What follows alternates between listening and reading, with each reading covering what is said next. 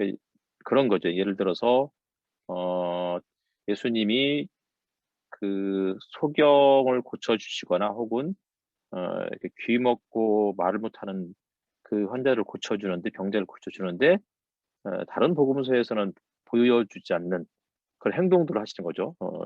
소경을 고쳐 주는데 한 번에 못 고쳐 주거나 그다음에 그 말 못하는 이제 그 사람을 고쳐 줄 때 본인의 그 혀에다가 침을 묻혀 가지고 이렇게 한다거나 뭐 이런 식의 인제 그런 모습들이 다른 복음서에는 잘 나타나지 않는데 굉장히 인제 어설픈 서툰 모습이다.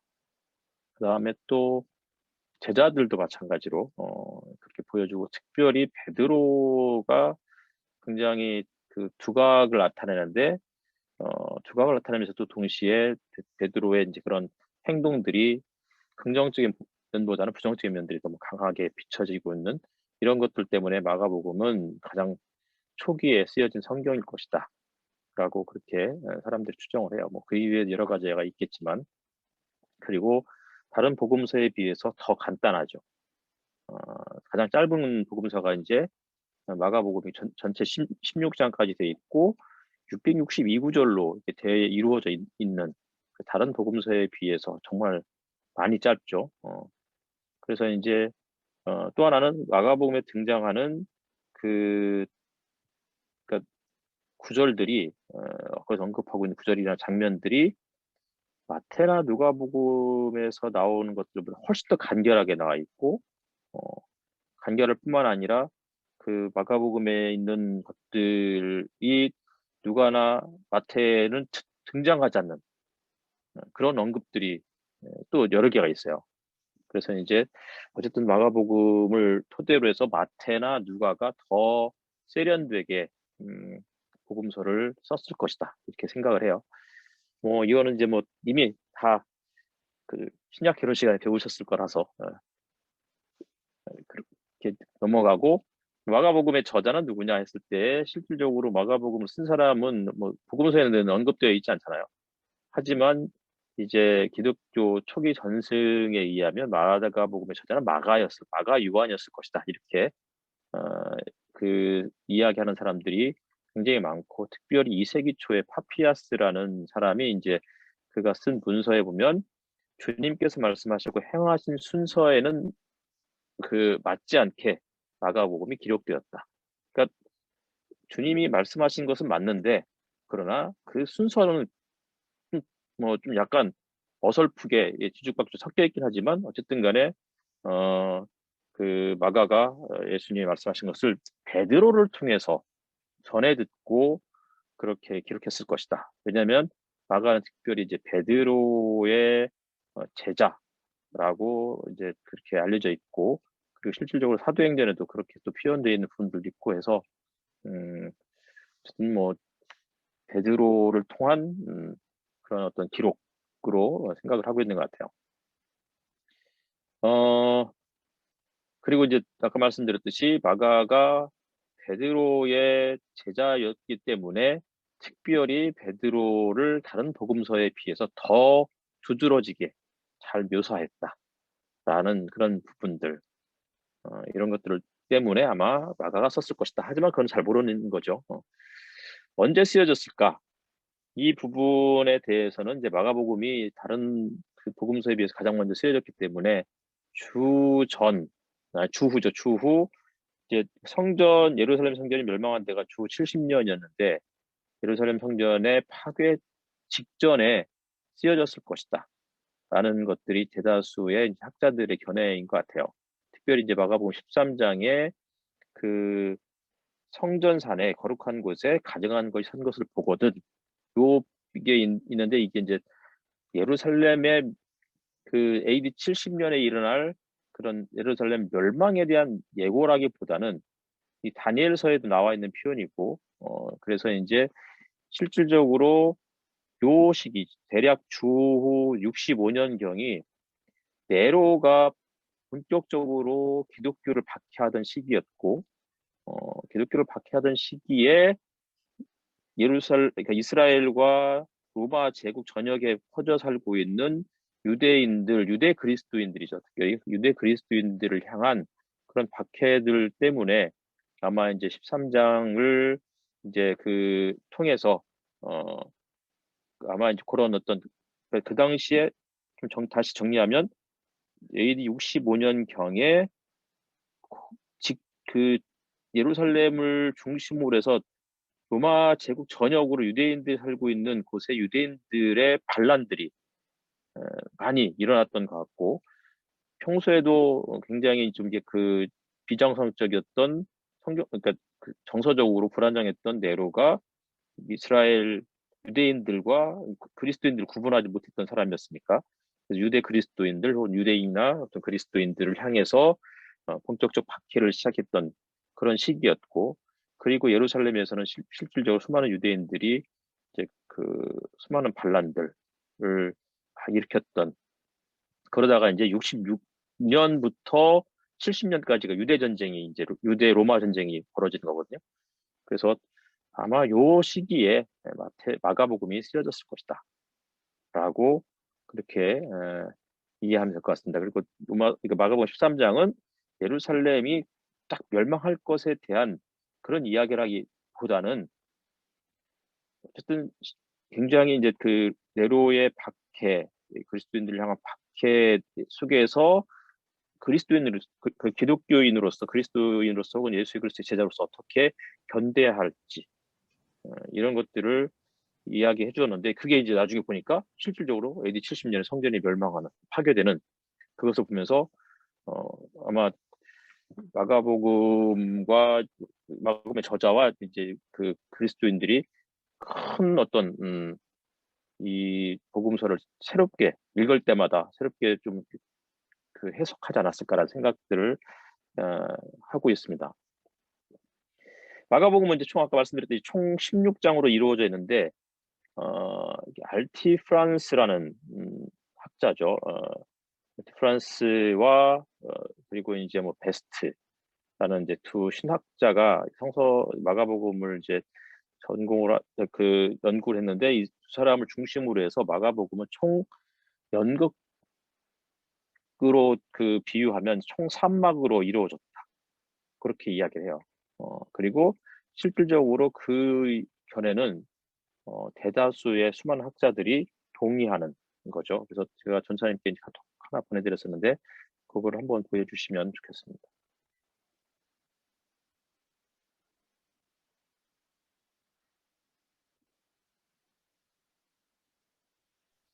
네, 잠시만요.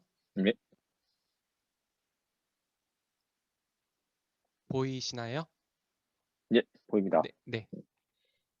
그래서 이제 1막은 갈릴리를 배경으로 이야기가 전개가 되는데, 갈릴리에서 8장 27절에 이제 1막이 끝나면서 맹인 혹은 소경을 치유하는 장면이 나오고, 그리고 2막은 갈릴리에서 예루살렘으로 향하는 그 여정이죠. 그리고 그 2막이 끝날 무렵에 다시 또 맹인을 치유를 해요. 그리고 11장부터는 예루살렘에서 배경으로 이루어지죠. 그러니까 이제 요 그림에서 보면은 갈릴리에서 예수님이 이제 사역을 본격적으로 시작하시고 제자들을 부르시고, 그리고 그들에게 이제 계속해서 자신을 드러내시는데, 제자들은 도대체 예수님이 누구인지를 그냥 묻기만 하는 거죠. 저가 도대체 누구냐? 좀 이따 그것도 좀 다시 살펴보겠지만 계속 묻고 깨닫지 못하는 거예요. 그러자 이제 8장의 맨 마지막 8장 27절이죠. 그 직전에 보면 예수님이 이제 아까 말씀드렸듯이 한 눈먼 사람을 고쳐주시는데, 눈먼 사람을 어떻게 고쳐주시냐면 처음에 이제 8장 22절 이하예요. 거기에서 손을 대주시길 간청했더니 예수님이 손을 붙드시고 마을 바깥으로 데리고 나가서 두 눈에 침을 뱉고서 손을 얹으셨는데, 무엇이 보이느냐? 그랬더니 사람이 보이긴 하는데 나무 같은 것들이 걸어다닌다, 이렇게 이야기하는 거예요. 그러니까 제대로 못 고친 거죠, 그렇죠? 그러자 예수님이 다시 이제 그 사람을 이제 바라보시면서 손을 얹으시자 제대로 보이기 시작했다. 요 이야기를 하시면서 사실은 이제 요 구절을 통해서 이제 제자들에게 뭔가 보이는 거는 같은데 제대로 못 보고 있는 그런 것들을 이 베세다에서 눈먼 사람을 고치는 장면을 통해서 빨리 눈을 떠라 이렇게 말씀해 주신 거고 8장 27절 이하에 가면은 곧바로 베드로가 그 가이사랴 빌립보에서 빌립보의 가이사랴 혹은 가이사랴 빌립보에서 사람들이 나를 누구로 하느냐 그랬을 때 뭐 예언자다 더러는 그 우리 신백시 형제님 카톡을 보냈네. 죄송합니다. 잠깐만요.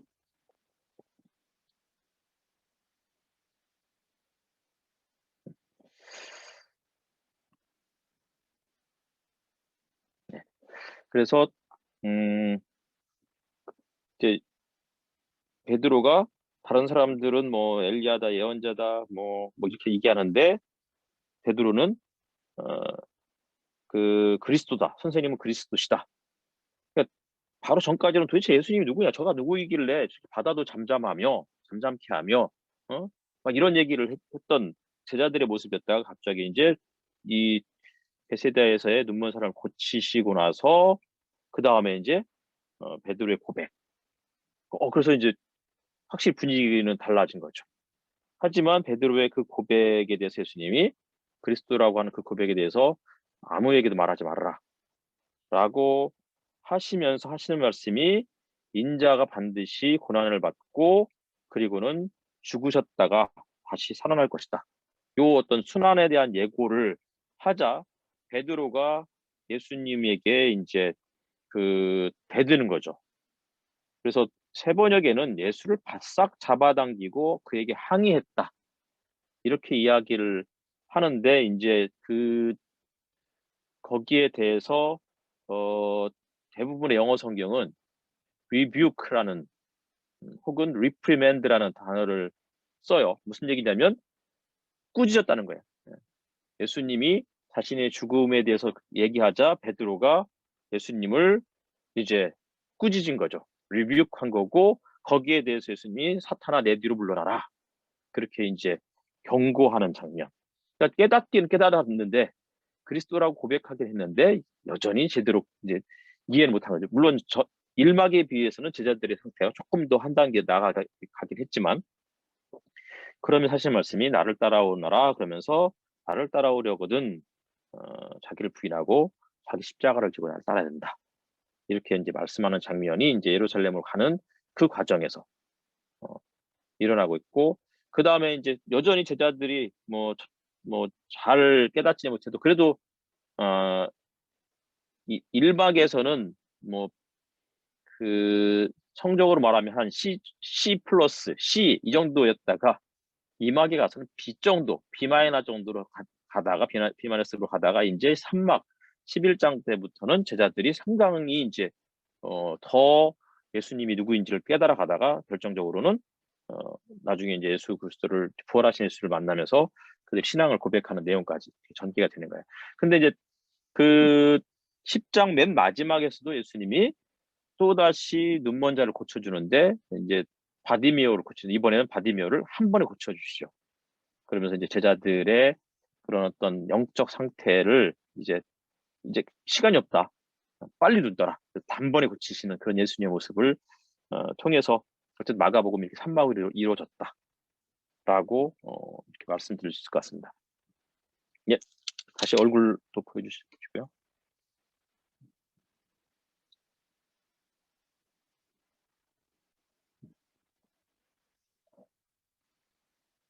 그러면 이제 마가복음은 뭐 1장 1절이 이제 항상 뭐 모든 성경에 있어서 1장 1절이 되게 중요한 건데 1장 1절이 특별히 마가복음이 제일 중요한데 여기 보면은 예수 그리스도 하나님의 아들 복음의 시작 이렇게 시작하죠. 그러니까 마가복음은 예수님을 이야기하는데 그리스도 하나님의 아들이라고 그렇게 설명하면서 그것이 복음이다 이렇게 이야기하고 있는 거죠.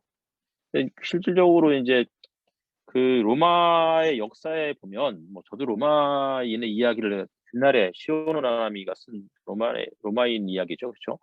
그거를 뭐 너무 오래전에 봐서 제대로 보지도 않았고 해서 기억이 잘 안 나지만 로마의 역사 그래요. 그러니까 율리우스 시저부터 시작을 해서 아우구스티누스, 옥타비아누스가 이제 아우구스티누스가 이제 시저의 양자였지만 어쨌든 간에 그래서 쭉 그렇게 이어져 가지고는 네로까지가 이게 한 가문이에요. 그러니까 이제 그 전까지는 공화정이었다가 그 다음에 이제 황제의 세습이 이루어진 거죠. 그러니까 율리우스 시저부터 해가지고 옥타비아누스가 이제 아우구스티누스가 되고, 근데 공통적으로 네로까지 이어지는데 이 사람들이 스스로를 하나님의 아들, 신의 아들이다 이렇게 주장을 해요. 그리고 그 옥타비아누스, 아우구스티누스의 묘비명에는 실질적으로 아우구스티누스가 그리스도란 말은 이제 쓰진 않지만 어쨌든 간에 메시아에 해당하는 어떤 그런 그 표현들이 나타나고 하나님의 아들이고 그가 구원자이고 그는 세계의 평화를 가지고 온 인물 이렇게 표현을 해요. 근데 네로 역시도 마찬가지로 이제 그렇게 자신을 그렇게 이제 주장을 했던 사람이었는데 네로가 그리스도인들을 박해했던 요 시기에 마가복음이 쓰여지는데 마가복음은 네로가 아니고 혹은 아고스티누스나 율리우스 시저가 아니고 예수 그리스도, 예수가 그리스도, 다시 말하면 메시아이고 왕이시고 그분이 하나님의 아들이다. 그것이 바로 복음이다. 아고스티누스나 네로나 혹은 그 율리우스나 이런 사람들이 태어나고 전쟁에 승리하는 것이 복음이 아니고 기쁜 소식이 아니고 예수님이 이 땅에 태어나셔서 활동하시는 그 사건이 복음이다. 이렇게 이야기하고 있는 거죠. 그러면서 이제 마가복음은 아예 처음부터 대놓고 예수님이 어떤 사람인지를 소개하는데 예수님이 이제 그 어린 시절에 태어난 이야기나 어린 시절 이야기는 없고 바로 공생애를 시작하는 장면부터 나오는데 그분을 어떠한 인물과도 비교할 수 없을 정도로 놀라운 권위를 소지한 분으로 그렇게 묘사를 하죠. 그 1장 22절 보면 무사람이 그의 교훈에 놀라니 제가 이제 그 교회에서 준비하느라고 그 성경책이 이제 세번역이 아니고 개역개정을 준비를 했었는데 무사람이 그의 교훈에 놀라니 이는 그가 가르치시는 것이 권위 있는 자와 같고 석기관과 같지 않다. 그 다음에 또 1장 27절에 권위 있는 새 교훈이다. 더러는 귀신들에게 명한즉 순종한다. 그렇게 이야기를 하죠. 그리고 되게 재미있는 거는 그러니까 권위 있는 가르침, 귀신들도 순종한다. 이렇게 이야기한 다음에 1장 21절에서 예수님이 가버나움 회당에 들어가셔서는 어떻게 해요? 거기에서 실질적으로 귀신들을 꾸짖어서 이제 그렇게 그 잠잠케 했던 장면이 그 기적이 나오고 아까 그런 이야기 하신 거죠. 그 다음에 다시 열병에 든 베드로의 장모죠. 의 병도 꾸짖어 가지고 내보내고 이러면서 귀신들이 이제 순종하는 장면들이 막 소개가 되고 있는 거예요. 그리고 그 1장 40절에도 나병 환자에게도 마찬가지로 그렇게 이제 그러면서 본격적으로 예수님이 귀신들과 모든 병을 고치시는 권위 있는 분 그렇게 표현하고 있는 거고요. 어, 그리고 또 뭐 4장에 가면은 이제 바다를 잠잠케 하는데 바람도 바다도 순종하는가 라면서 이제 제자들이 놀라는 장면들 그리고 5장에 가면은 어 대가볼리에 예수께서 행하신 큰 일을 대가볼리 전파니 모든 사람이 놀랍게 여겼다 이렇게 이야기하고 있고 또 6장에는 그 배에 올라가셔서 바람을 그치게 했는데 제자들이 마음에 심히 놀랐다. 이런 등등의 장면들이 나오는 거 보면 예수님이 병과 귀신들, 자연을 통제하시는, 컨트롤하시는 그런 분으로서 그렇게 묘사하고 있는데 그게 이제 하나님의 아들 그리스도 이것을 설명하기 위한 가장 좋은 방법이었다라고 이제 마가복음 저자는 그렇게 생각했던 거죠. 그런데 이제 문제는 이렇게 계속 보여주는데도 불구하고 1막에서는 뭐라고 했어요? 아까 4장 41절에 그가 누구이기에 계속 이런 질문만 하는 거예요. 근데 되게 재밌는 거는 제자들은 그가 누구이기에 이렇게 묻는데 그 1막에 나오는 귀신들은 하나님의 아들이다 이렇게 이야기하는 거죠. 이 하나님의 아들이라는 표현이 마가복음에 예수님이 침례 세례를 받으셨을 때 예수가 저가 사랑하는 아들이다. 이렇게 이제 나의 사랑하는 아들이다.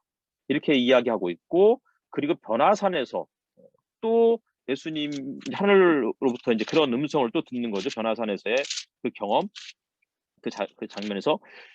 그리고 예수께서 십자가에 죽으셨을 때 이방인이었던 백부장이 예수님을 향해서 그는 진실로 하나님의 아들이다. 이렇게 고백을 해요. 그러니까 두 번은 하나님이 친히 선포하셨고, 그러니까 그 1장과 9장이죠. 변화산 사건이 9장에 있는 거고, 그 다음에 15장인가요? 15장이 예수님 십자가 사건이죠.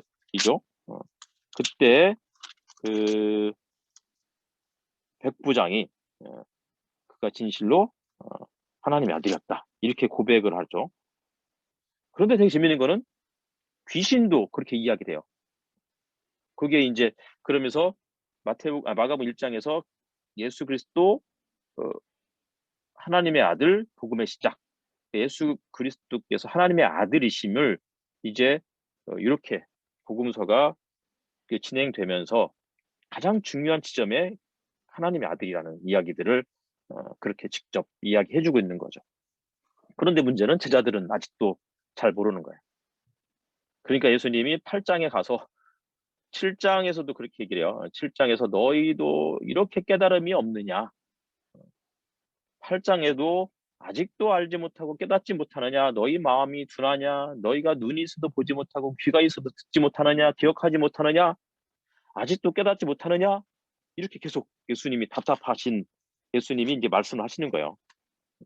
이제 8장에 이제 그렇게 이야기가 되고, 답답하니까 결국은 아까 말씀드렸듯이 베사이다에서 한 소경을 고쳐주시는데, 니들이 어떤 상태이지? 두 번에 걸쳐서 예수님이 그를 고쳐주시는 거죠. 빨리 눈 떠라. 이 막은 이제 뭐 아까 말씀드렸듯이 가이사랴 빌립보에서 너희가 나를 누구라 하느냐라는 예수님의 질문, 그리고 베드로가 주님은 그리스도이십니다. 이렇게 고백을 하잖아요. 그러니까 그런데 이제 아까 말씀드렸듯이 이 그리스도라는 이 표현 자체에 대해서 예수님이 그 당시에 유대인들이 갖고 있었던 그런 그 개념들을 이제 교정해 주시는 거죠. 그리고는 예수님께서 이제 인자가 많은 고난을 받고 장로들과 대제사장들과 서기관들에게 버림받아 죽임을 당하고 사흘 만에 다시 살아날 것을 비로소 그들에게 가르치셨다. 그러니까 이제 베드로가 주님은 그리스도십니다 라고 고백하니까 비로소 그때부터 이제 자신의 죽음에 대해서 가르쳐 주는 거예요. 그리스도, 그 전까지는 예수님이 엄청난 놀라운 권위 있는 그런 선생, 메시아 이런 것들을 보여주시는데 제자들은 이해를 못했다가 이제 8장에 와서는 베드로가 주님은 그리스도십니다 그랬더니 예수님이 그때서야 비로소 가르치시는데, 그러자 베드로가 열받아가지고는 예수님을 꾸짖은 거죠. 안 된다고. 그러자 예수님이 사탄아 내 뒤로 물러나라 이렇게 말씀하신 거예요.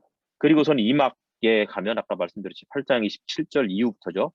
더 10장까지 총 예수님이 자신의 순환에 대해서 3번 그렇게 말씀을 하세요. 그러니까 1막에서는 예수님이 그리스도이심을 깨우치는 것에 초점을 맞추었다고 그러면 2막에서는 그리스도인데 너희들이 생각하는 정치적 군사적 그리스도 메시아가 아니고 고난과 죽음을 통해서 궁극적인 승리를 가져오는 메시아다.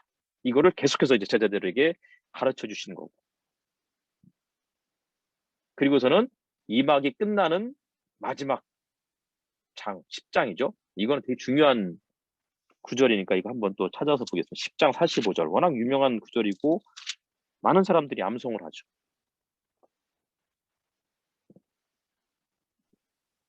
순환에 대해서 3번째 지금 예고를 하신 다음에 예수님이 제자들에게 하셨던 말씀이에요. 그리스도 혹은 인자가 뭐 마가복음에서는 거의 같은 개념인데, 제가 읽어보면 인자는 섬김을 받으러 온 것이 아니라 섬기러 왔으며 많은 사람을 구원하기 위하여 치를 몸값으로 자기 목숨을 내주러 왔다. 속건 제물로 자신을 드리시는, 그게 이제 예수님의 하셨던 말씀인 거죠. 그래서 이제 아까 8장에 이제 그 베드로가 주는 그리스도십니다 이렇게 했던 것에 대해서 계속 교정을 해주셨던 그분이 이제 임학이 끝나가면서는 인자는 섬김을 받으려 온 것이 아니고 섬기러 왔고 많은 사람들의 대속물로 왔다. 대속물로 주려고 왔다. 그리고서는 바디메오로 고쳐주시는 거죠. 이제 시간이 얼마 없으니 빨리 준다. 그래서 단번에 예수께서 이제 바디메오를 고쳐주시는데 이 재미있는 거는 뭐 바디메오가 예수님을 향해서 다윗의 자손 이렇게 이야기를 해요. 다윗의 왕가를 그러니까 다시 회복시켜줄 그런 어떤 다윗의 자손을이라고 하면서 나를 불쌍히 여겨달라 했던 예수님이 단번에 그를 고쳐주셨고 그러자 그 사람이 눈을 뜨고선 예수를 따라 나서는 거죠. 근데 그가 눈뜬 예수가 어떤 예수냐면 11장에서 예수님이 예루살렘을 입성하시는데 나귀를 타고 들어가는 초라하고 별 보잘것없는 별 볼 일 없는 그러한 예수의 모습 그 뒤를 따라가는 것처럼 보여주는 거예요. 그리고는 또다시 나귀를 타고 들어가는데 수많은 예루살렘의 주민들이 예수님을 향해서 다윗의 그 이름으로 오시는 주의 이름으로 오시는 이여 뭐 호산나 이렇게 외치면서 우리 조상 다윗의 나라여 가장 높은 곳에서 호산나 이렇게 그렇게 이야기하죠. 그때 예수님이 이제 그들을 향해서 무화과 나무를 저주하시고 성전에서 장사하는 사람들 쫓아내시고 이런 것들을 통해서 너희들이 생각하는 그러한 나라, 너희들이 생각하는 성전 망한다. 이런 성전은 더 이상 오래 지속될 수 없다라고 보여주고 있는 거죠. 그리고 예수님이 이제 결국은 체포되고 재판 과정에서 대제사장이나 빌라도가 예수님께 이제 묻는 거죠. 네가 그리스도냐? 네가 유대인의 왕이냐? 그러자 예수님이 그렇다고. 그때 처음으로 그렇게 이제 스스로를 그렇게 말씀하시는 거죠. 그러니까 그 전까지는 그리스도다 혹은 뭐 그 하나님의 아들이다 이런 표현들을 다 못하게 막았는데 귀신이 당신이 하나님의 아들이십니다 그랬더니 말 못하게 하고 뭐 또 베드로가 그리스도이십니다 그랬더니 말 못하게 하고 근데 이제 여기서는 다 공개하는 거죠. 내가 유대인의 왕이고 내가 그리스도다. 무슨 얘기냐면 이제는 충분히 교정이 된 거예요. 충분히 이제 제자들이 깨닫기 시작한 거죠. 물론 이제 아직까지는 온전히 깨닫지 못했지만 결국은 조만간에 깨닫게 되죠. 사흘 후에 예수님이 다시 부활하시는 장면을 통해서. 그리고 아까 말씀드렸듯이 15장에 가면 백부장이 이 사람은 진실로 하나님의 아들이셨다. 이렇게 고백을 해요. 사실은 마가복음의 원문은 15장까지만 되어 있는 거죠. 딱 그리고 이제 예수님의 부활 사건은 없다가 뒤에 이제 조금 그 후대에 16장 부활 장면이 추가가 된 것으로 그렇게 이제 생각해요. 그렇지만 부활 장면이 있든 없든 중요한 건 뭐예요? 예수님이 하나님의 아들이시다. 요 이야기를 해주는 거죠. 16장이 나중에 추가가 됐지만 그 16장도 결국은 거기에 대한 확증으로서의 이제 그런 내용들이 더 추가가 된 것으로 그렇게 볼 수 있을 것 같습니다. 그래서 뭐 전체적으로 다시 또 정리해 보면 마가복음에서 우리에게 해주고 싶은 이야기.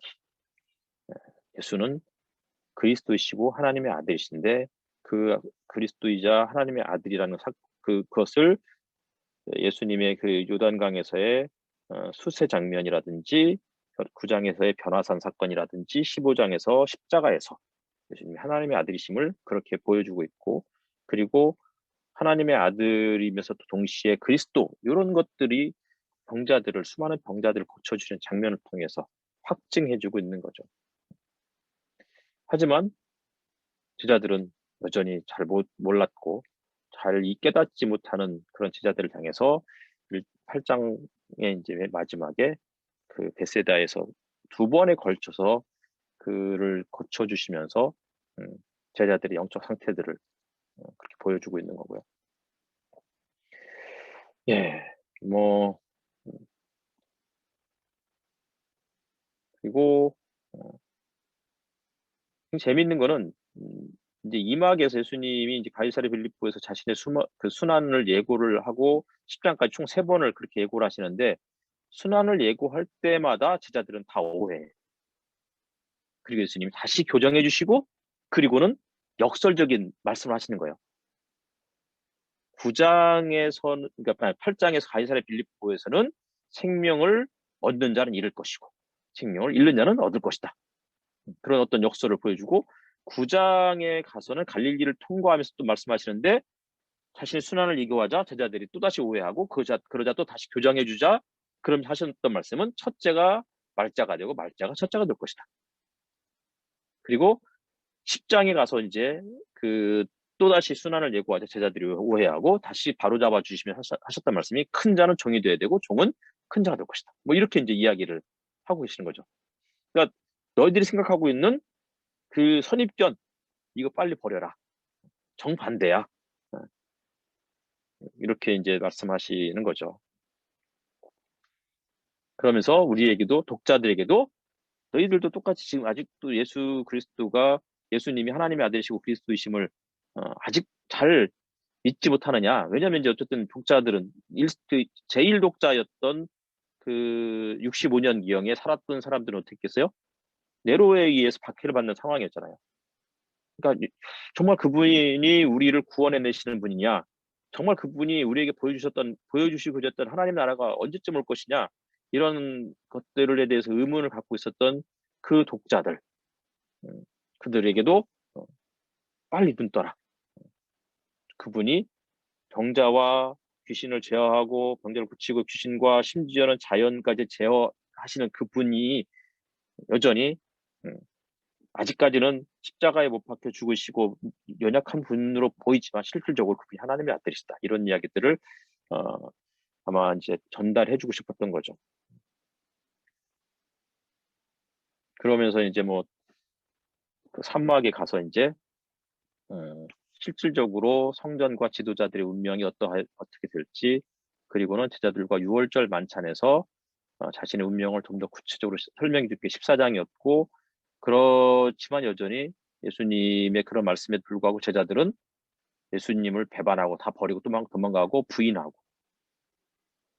그리고 예수께서 너희들이 위험에 대비해서 기도해라 그랬지만 제자들은 기도하지 못하고 졸고 뭐 이런 것들이 계속 산막에서도 그렇게 지속이 되지만 그러나 십자가 사건을 기점으로 해서 제자들이 이제 예수님이 그 백부장인 이방인이었던 그가 하나님의 아들이시다.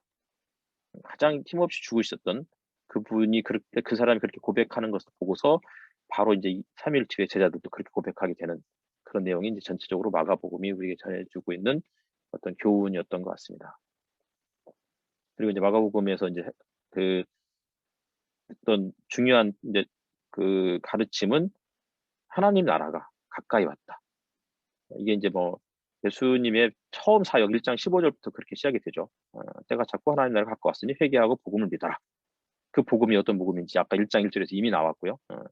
계속 그 복음에 대해서 소개한 게 마가복음 전체 내용이고 뭐 마태복음에서도 이제 이미 말씀드렸었지만 그 그러니까 일단은 예수님을 뭐 그 소개하기에 앞서서 요한을 먼저 등장시키는 것 이것은 이미 유대교의 종말론의 그 기반에서 하시는 말씀인 거죠. 그러니까 유대교의 종말론은 주의 날이 임하기에 앞서서 선지자 엘리야가 먼저 올 것이다. 이게 이제 실질적으로 말라기에서도 나오고 말라기 4장인가요? 거기에서도 나오고 그 다음에 이제 우리가 개신교에서 이야기하고 있는 외경인 집회서가 있어요. 집회서에 이런 표현들이 나와요.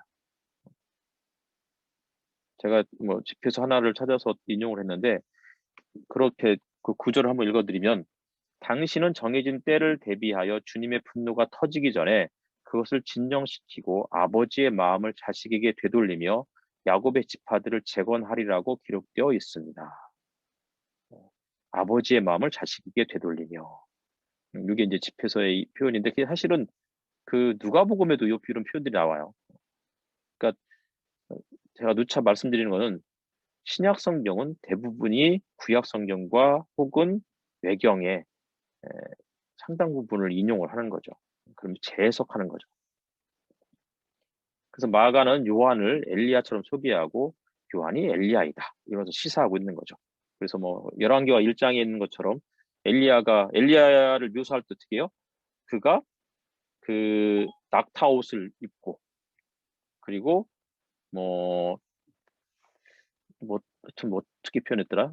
낙타옷을 입고 광야에 있는 사람으로 그렇게 표현하잖아요. 근데 실질적으로 요한도 그런 사람이었던 거죠. 그리고 이제 사장에 가면 씨 뿌리는 자의 비유가 나오죠. 그리고 그 씨가 알지 못하게 자라서 결국은 열매를 맺는다. 겨자씨의 비유, 뭐 이런 것들을 통해서 하나님의 나라가 지금은 보이지 않지만 고난 중에 있는 그리스도인들에서 지금 하나님이 우리를 구원하시지 않는 것 같고 하나님의 나라가 뭐 전혀 나타나지 않는 것 같지만 지금 땅 속에서 무슨 지금 역사를 하고 있다. 이미 하나님 나라는 우리 가운데 도래했고 그리고 언젠가는 완성될 것이다. 그러니 포기하지 말고 끝까지 믿음 지키자. 이런 내용들이 10장에 4장, 10장 이렇게 나와 있고요.